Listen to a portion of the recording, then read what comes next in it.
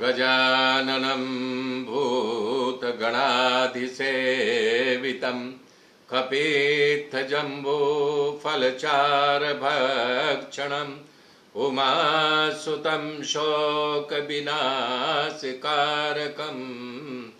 नमामि विघ्नेश्वरपादपङ्कजम्।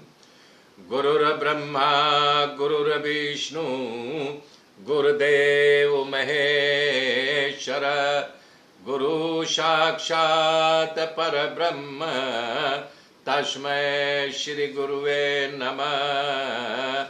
तस्मै श्री गुरुवे नमः। या कुन्देन्दु तुषारहारधवला या शुभ्रवस्त्रावृता या वीणावरदण्डमण्डितकरा या श्वेतपद्मासना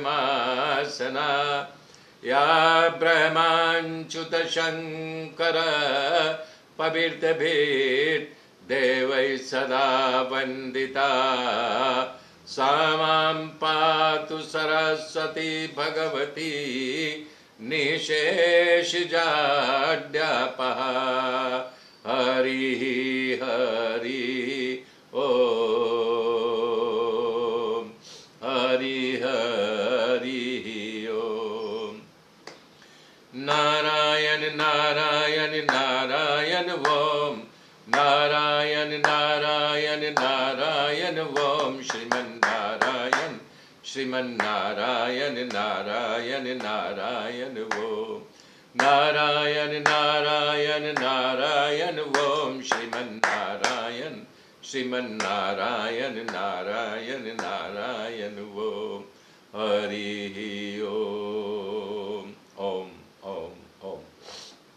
मेरे मित्रों, कल मैंने बताया था कि वीरभद्र शंकर भगवान अपनी जटा खोल दिए, उसमें से वीरभद्र प्रकट हो गए, जो हजारों हाथ वाले, हजारों सिर वाले, 3 धधकती हुई आंखें, उनके हर हाथ में हथियार था। शंकर भगवान से नमस्तक हो करके बोले, मुझे आज्ञा कीजिए। शंकर भगवान ने कहा, पूरी सेना को ले जा करके दक्ष के यज्ञ का विध्वंस करो। इतना सुनते वहाँ से पूरी सेना लेकर के इतना स्पीड से जा रहे हैं जैसे तूफान आ रहा हो। तो यहाँ पर बता रहे हैं कि दक्ष के वहाँ जो ऋतविद से यजमान थे, देवता थे, ब्राह्मण थे, सब उत्तर दिशा की ओर देखे। अरे बाप रे बाप, इतनी तेज धूल उड़ रही है कि समय था, ऐसा लग रहा था कि सायंकाल अभी आ गया, जैसे रात होने जा रही है। ऐसा कैसे, अभी तो गोधूली का समय भी नहीं हुआ, ये तूफान जैसे बढ़ता चला रहा। लोग डर गए। तो लोग कह रहे हैं, कुछ विचार करने लगे कि ये प्रलय तो नहीं आ गया। तो बोले, प्रलय कैसे नहीं, कुछ नहीं, ये दक्ष का पाप प्रकट हो गया है। दक्ष ने अपनी लड़की सती को जलने से रोका नहीं, ये निश्चित है कि विनाश की लीला शुरू हो गई। तो जो ब्राह्मण बेचारे बूढ़े थे, जो दक्षिणा लेने के लालच में आए थे कि मैं बढ़िया भोजन करूंगा महीनों, अपने पीताम्बर को संभालने लगे। बोले, बेटा मेरी लकड़ी लाओ, भाग चलो बेटा, जब सती मरी थी तभी हमको चला जाना चाहिए, अब कैसे हम लोग बच्चे तुमको भी लेके आए हैं, गलत किया। पेट की आग के बुझाने की लालच में बच्चों को भी लाया हूँ, जल्दी चलो। इस प्रकार से सब में वातावरण डरावना हो गया। विदुर जी को मैत्रेय ऋषि बता रहे हैं, इस प्रकार से वहाँ हाहाकार मच गया। और जो है इनके जो है पूरे अपनी सेना को लेकर के वीरभद्र वहाँ प्रकट हो गए। बता रहे हैं, महाराज दक्ष के यज्ञ कुंड में धूल और पानी और इस प्रकार से राख डालने लगे, उनके यज्ञ का विध्वंस करने लगे। यज्ञ मंडप कई भागों में था, जैसे यज्ञशाला थी, भोजनालय था। जो ब्राह्मण आए थे अपनी ब्राह्मणियों, अपनी पत्नियों को लेकर के, शयन खंड अलग बना था, श्रृंगार गृह अलग, भोजनालय अलग बना था। तो बांसों का आड़ा टेढ़ा जो बना करके मंडप बना था, सबसे पहले उसको काट दिए। भोजनालय में जो भोजन बना था, सब जा करके जितना भोजन था खाए पिए भी नष्ट कर दिए। तब इनको मारना शुरू कर दिए, सभा मंडप तोड़ डाले। तब ये जितने थे वहां पर यज्ञ मैडम में, सब उनको मारना शुरू कर दिए।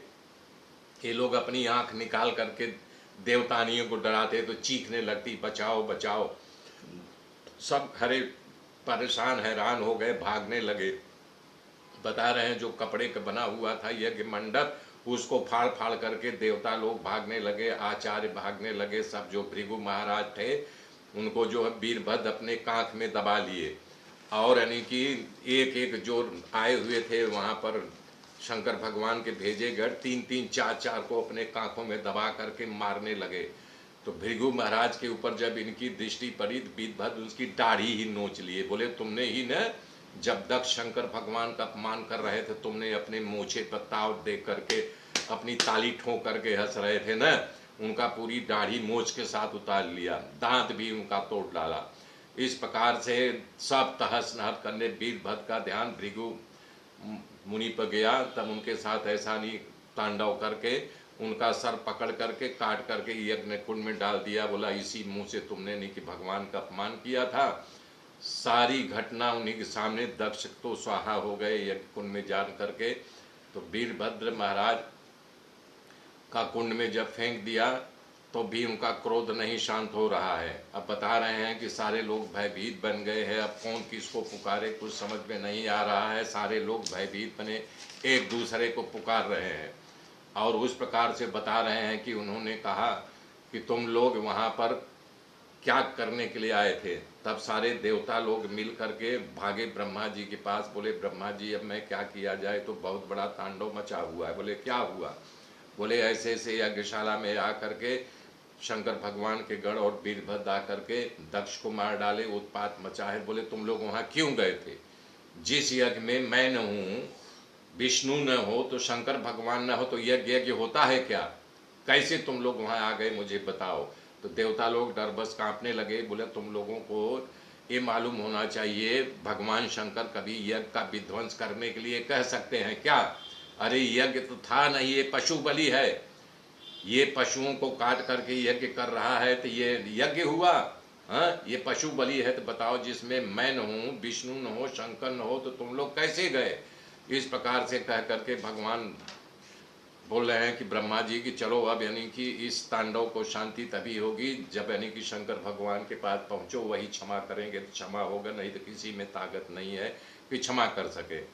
तब सब भाग करके जाते हैं कैलाश पर्वत पर। उस समय शंकर भगवान जो है सनकादियों के साथ कुछ चर्चा कर रहे थे कि ब्रह्म क्या चीज़ है, ब्रह्मवादियों पर चर्चा विचार कर रहे थे। अचानक देखे कोलाहल मचा है, देखे सारे देवता लोग ब्रह्मा जी के आगे करके चले आ रहे हैं। तो शंकर भगवान खड़े हो गए, बोले अरे ब्रह्मा जी आ रहे हैं।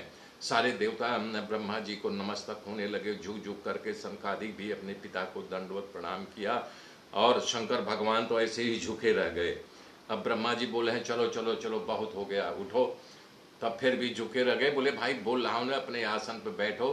तो शंकर भगवान अपने आसन पर बैठे।